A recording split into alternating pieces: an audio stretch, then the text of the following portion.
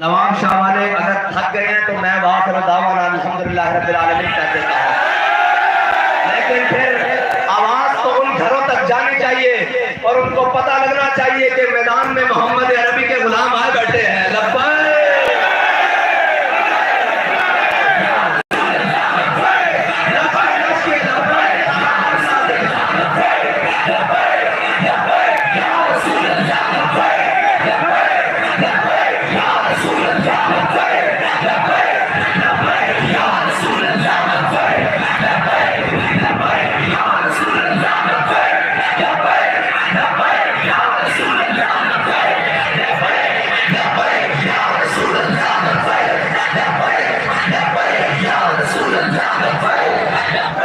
واہ جی واہ، واہ نواب شاہ والو، واہ واہ واہ، آپ کی بھی واہ واہ، کیونکہ ہم تو مانتے ہی اسے ہیں جو حضور کے لیے ہاتھ اٹھائے، حضور کے لیے اپنا قدم اٹھائے، حضور کے لیے اپنا مال لگائے، حضور کے لیے اپنی جان پیش کرے، حضور کے لیے اپنے سارے اسباب پیش کر دے، ہم تو اس کے غلام بن جاتے ہیں۔ اور اگر کوئی آ کر کہے کہ جناب آپ بیٹھ جاؤ میں ظلم کرنے پر اتر آؤں گا، تو یاد رکھنا اگر تم ظالم ہو تو ہر ظالم کو ہم اپنے جوتے کی نوک پہ رکھتے ہیں، ایسے کرتے ہیں۔ اور اگر تم سمجھتے ہو کہ تم چار دھمکیاں دے کر ہمارے کارکنان کو ڈرانو گے، تو یاد رکھنا میں اور میرے کارکنان جس طرح گولیوں کی بچھاڑ میں کھڑے رہے، اس طرح سندھ کی ہر گلی میں کھڑے ہوں گے تمہارا مقابلہ کرنے کے لیے۔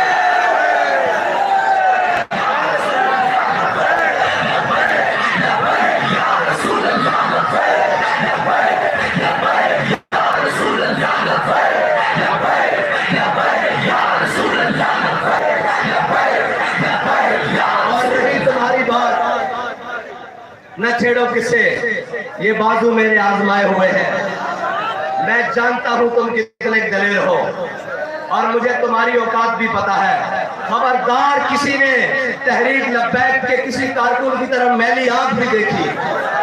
ہاں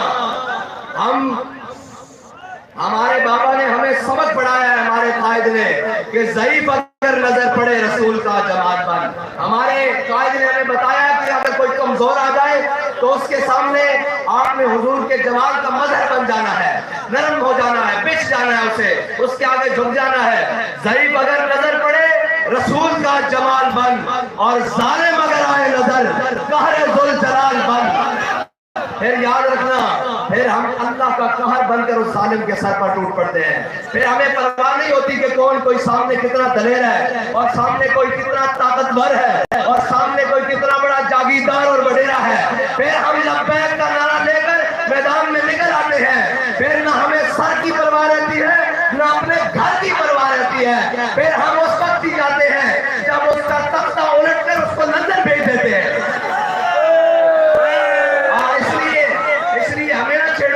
ہمیں چھیڑنے والے آج ملک میں بھی نہیں ہیں۔ اگر تم 4 دن یہاں جی رہے ہو اور تمہارے پاس اگر حکومت آ گئی ہے تو پنجابی میں کہتے ہیں کہ جر کے کھاؤ، ذرا تمیز رکھو، ذرا حوصلہ رکھو۔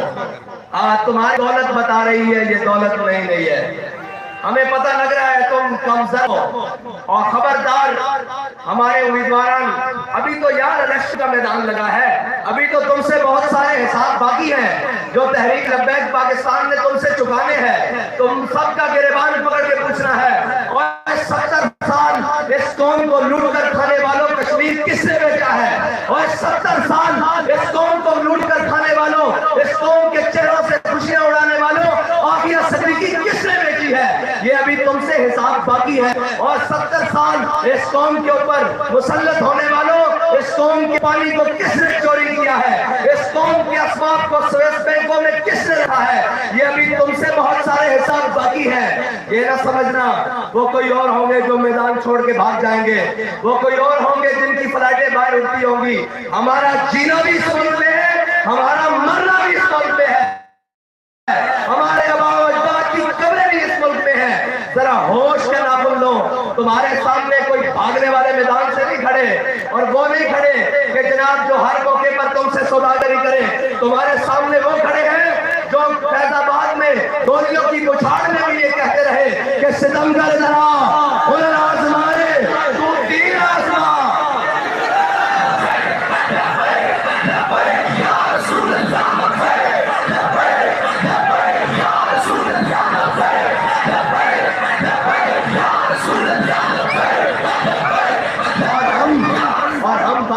زبانی کلامی نہیں کرتے، ہم باتیں زبانی کلامی نہیں کرتے، نہ ہمارا زبانی کلامی کوئی کام ہے، ہماری باتیں بڑی عملاً ہیں۔ اور یاد رکھنا، تم ہمیں لاوارث مت سمجھو، ہم وارثوں والے ہیں، اور ہمارے وارث بڑے تگڑے ہیں، ان سے تگڑا کائنات میں کوئی نہیں، اور سب سے تگڑے ہیں ہمارے وارث جو ہیں، بڑے تگڑے ہیں۔ حضرت حسان کے لیے جب میرے آقا مولا ممبر بچھاتے نا، تو ممبر پر چڑھ کر حضرت حسان جب چڑھتے تو میرے آقا فرماتے ہیں حسان میرے دشمنوں کو جواب دو۔ جب حضرت حسان حضور کے دشمنوں کو جواب دیتے تو میرے آقا مولا فرماتے ان اللہ یؤید حسان بروح القدس کما ينافق او يفاخر عن رسول اللہ۔ میرے آقا مولا فرماتے جب حسان میرے دشمنوں کو جواب دیتا ہے، جبریل اس کی پشت پر کھڑا رہتا ہے۔ اور پیر میرے نشاست نے تو ویسے ہی فرمایا ہے، فرمایا جو حضور کی ختم نبوت اور ناموس رسالت کے لیے میدان میں ہوتا ہے، میرے آقا و مولا کا دست اقدس اس کی پشت پر ہوتا ہے۔ اور وہ ہم نے دیکھا ہے کہ جب بھی امیر المجاہدین میدان میں نکلے، حضور کی ختم نبوت کا علم لے کر، حضور کی ناموس رسالت کا علم لے کر، حضور کے دین کا علم لے کر اور حق کا علم لے کر جب میدان میں نکلے، اللہ نے کبھی نامراد نہیں لٹایا، ہمیشہ فتح کا علم آپ کے سر پر رکھا، اور فتح کا سیرا سر رکھ کر یہ بابا جی میدان میں نکلے، اور اللہ تعالیٰ نے ہمیشہ فتح عطا کی۔ کیونکہ اقبال کہتا ہے محفل کون و مقام میں سحر و شام پھرے، اقبال کہتا ہے ہم نے کبھی نہیں دیکھی کہ رات کے بڑے پہر ہو گئے ہیں، سامنے جنگل آ گیا ہے، سامنے دریا آ گئے ہیں، سامنے جناب سمندر آ گئے ہیں، سامنے پہاڑ آ گئے ہیں۔ ہم نے کبھی اس چیزوں کی پرواہ نہیں کی، کیونکہ ہم جن کی اولاد ہیں وہ کشتیاں جلا کر سمندر پار کر دیتے ہیں۔ زندہ باد،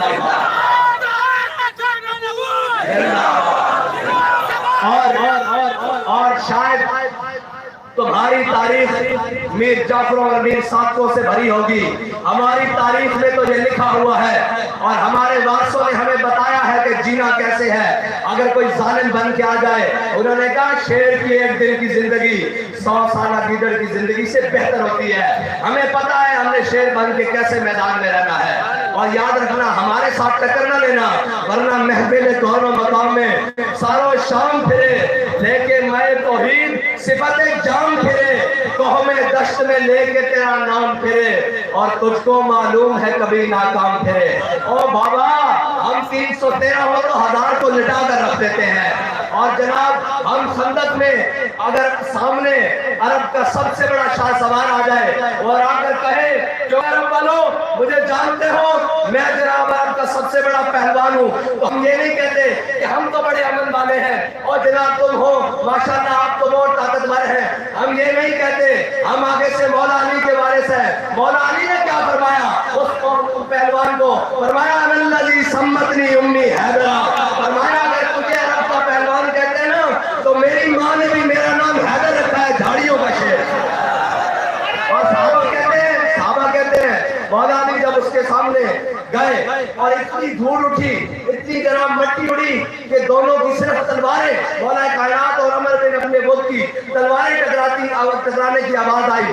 پھر تھوڑی دیر بعد جب دھول چھٹنے لگی تو مولا علی تکبیر بلند کرتے ہوئے باہر آئے۔ ہاں ہمارے ساتھ نہ چھیڑو، ہم وہ نہیں ہیں جو تمہیں غلط فہمی ہے کہ جناب کوئی پٹاخہ چلے اور شاہ صاحب فرما رہے تھے بھاگ جائیں۔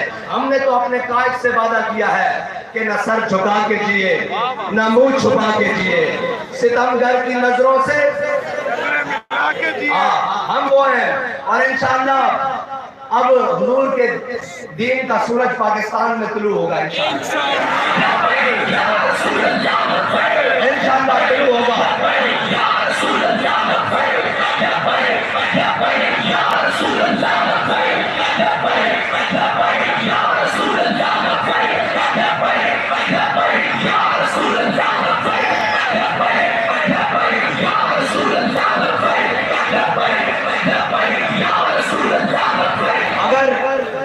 اگر کسی کو تحریک لبیک پاکستان سے تکلیف ہے نا تو وہ اپنی تکلیف دور کر لے، ورنہ تحریک لبیک پاکستان کا شجرہ نسب جو ہے نا وہ محمد بن قاسم سے ملتا ہے۔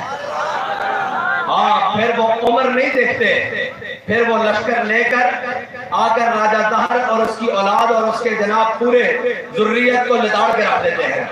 ہاں تو اس بات کو نہ روکو، تمہاری آپس کی چپکرشیں اور مقامی سیاستیں ہوں گی.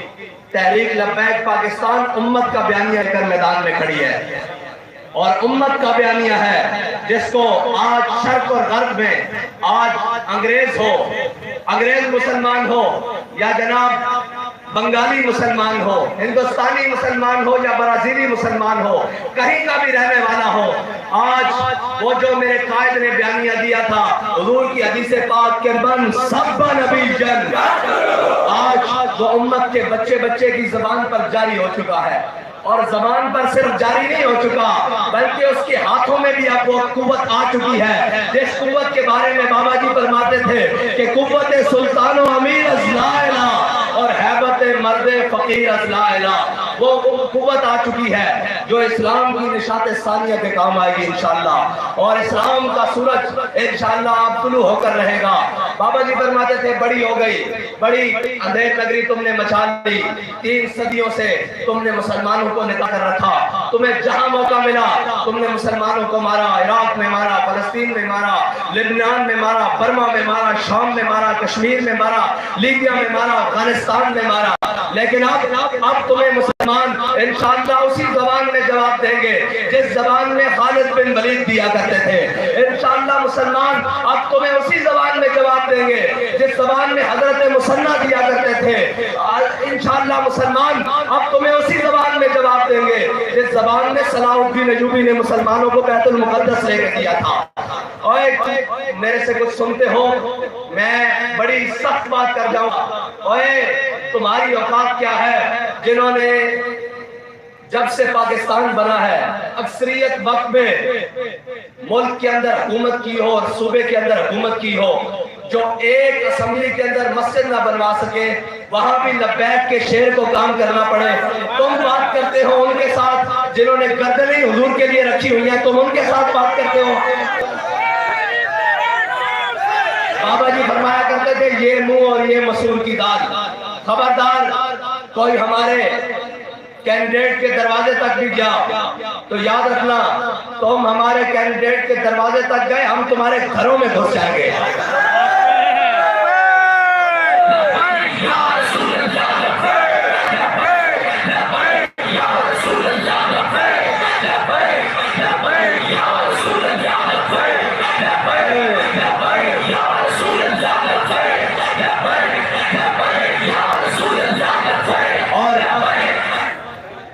خبردار تم نے ان سے کوئی اونچی نیچی آواز میں بات کی.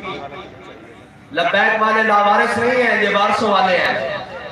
اور لبیک والے پھر گیدڑ بھبکیاں اور دھمکیاں نہیں دیتے، یہ پھر دروازے پہ آ کر بات کرتے ہیں کہ ادھر آ تجھے بتائیں کیسے بات ہوتی ہے. لہذا بابا جی فرماتے تھے جڑے وہ ہوتے ہیں جڑے میدان اشغال کرتے ہیں.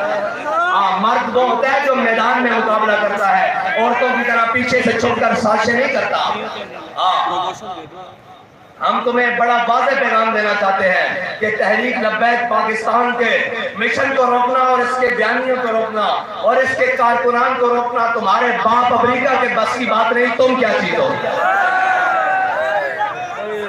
یہ امت اب جاگ چکی ہے، یہ امت اب جاگ چکی ہے. اس امت کے بیٹے اب جوان ہو چکے ہیں، ان کے جذبے جوان ہو چکے ہیں، ان کی ماؤں کی دعاؤں کے لیے ہاتھ اب اٹھ چکے ہیں. ان کے بزرگوں کی جناب نیک خواہشات اور تمنائیں اب اپنے بچوں کے ساتھ ہیں.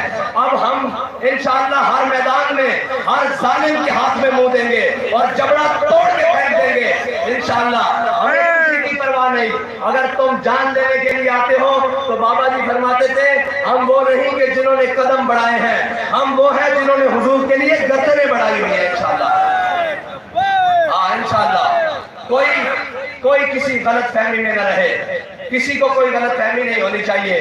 تمہیں 4 دن کی حکومت ملی ہے، وہ بھی مان تان کے اور وہ بھی ضمانتوں پر. تم اپنی خیر مناؤ، ہماری طرف مت آؤ اور ہماری طرف مت ٹیڑھی آنکھوں سے دیکھنے کی کوشش کرو.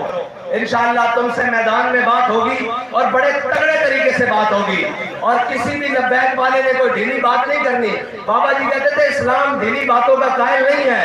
ہم جن کی اولادیں ہیں انہوں نے ڈھیلی باتیں نہیں کی. جب میرے آقا و مولا صلی اللہ علیہ وسلم میدان بدر میں تشریف لے کے جانے لگے تو میرے آقا نے پوچھا اپنے صحابہ سے, بتاؤ میرے صحابہ میدان بدر جانا چاہیے کہ نہیں جانا چاہیے, جانا چاہیے کہ نہیں جانا چاہیے, بتاؤ جانا چاہیے کہ نہیں جانا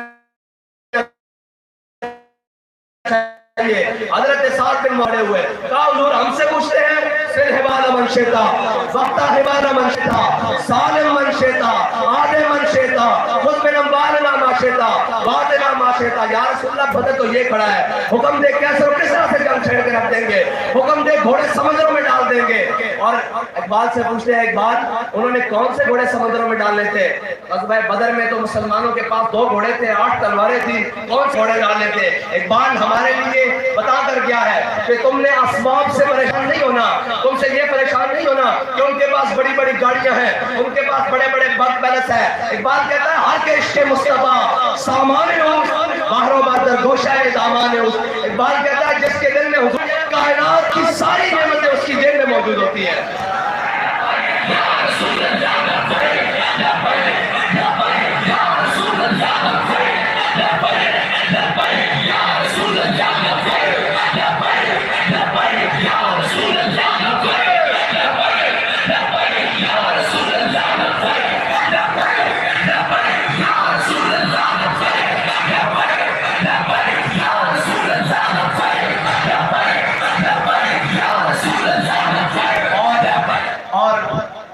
سمندر میں گھوڑے ڈالنے, صحابہ نے کوئی جذباتی باتیں نہیں کی. پھر حضرت سعد بن ابی وقاص کے قیادت میں صحابہ نے گھوڑے دریائے دجلہ میں ڈال کے دکھائے. پھر اقبال بول اٹھا کہتا دشت دریا بھی نہ چھوڑے ہم نے, بحر ظلمات میں دوڑا دیے گھوڑے ہم نے. اور یاد رکھنا تحریک لبیک پاکستان کا وہ خالص بیانیہ ہے جس سے پورا کفر کانپ رہا ہے اور پورا کفر لرز رہا ہے. اس کو کوئی غرض نہیں تم کیا ہو کتنے ہو, اس کو غرض یہ ہے کہ یہ اپنے نبی کے وفادار کتنے ہیں, یہ اسلام کی حقیقت سے کتنے آشنا ہیں, یہ اسلام کا پرچم لے کر کرنا کیا چاہتے ہیں. ورنہ آج بھی بابا جی کی تصویر سے جناب اکاؤنٹ بلاک ہو جاتا ہے, جس کی تصویر سے اکاؤنٹ بلاک ہو جاتا ہے مرد اسے ہی کہا جاتا ہے. وہ نہیں کہ جس کی غیروں کی تصویر کوئی اپنے گھر لگنے دیتا ہے. اس کا مطلب ہے کہ بابا جی کی تصویر سے بھی آج تک انہیں درد ہے, اور یہ درد ابھی باقی رہے گا. ابھی تو وقت آئے گا جب کفار کے بچے رو رہے ہوں گے تو ان کی مائیں ان کو لوری دے کے سنائیں گی کہ چپ کر جا لبیک والا بابا آ رہا ہے. ابھی وہ وقت دیکھے گی دنیا انشاءاللہ. اور ہمارا بیانیہ, ہماری باتیں یہ صرف باتیں نہیں ہیں, یہ عمل ہے. اور یہ عمل نہ گولیوں کی بچھاڑیں روک سکی, نہ گرفتاریاں روک سکی, نہ جناب جیلیں روک سکی, نہ ظلم و تشدد روک سکا, نہ جناب ہمارے شہیدوں کا خون لے کر روک سکی, نہ ہمارے زخمیوں کو جناب سینے اور جناب جسم پھاڑ کر روک سکی. یہ جناب جاری رہے گا کیونکہ بابا جی فرما کر گئے ہیں لطف سجن دم بدم کہرے سجن گاہ گاہ, اینج بھی سجن واہ واہ اینج بھی سجن واہ واہ. اللہ تعالیٰ مجھے اور آپ کو حضور کی محبت عطا فرمائے اور حضور کے دین کے لیے میدان عمل میں ہمیشہ کھڑے ہونے کی توفیق عطا فرمائے. اور اسی جذبے کے ساتھ جس جذبے کو بابا جی بیان کر دیے گئے کہ ہم سوئے حشر چلیں گے شاہ ابرار کے ساتھ اور قافلہ ہوگا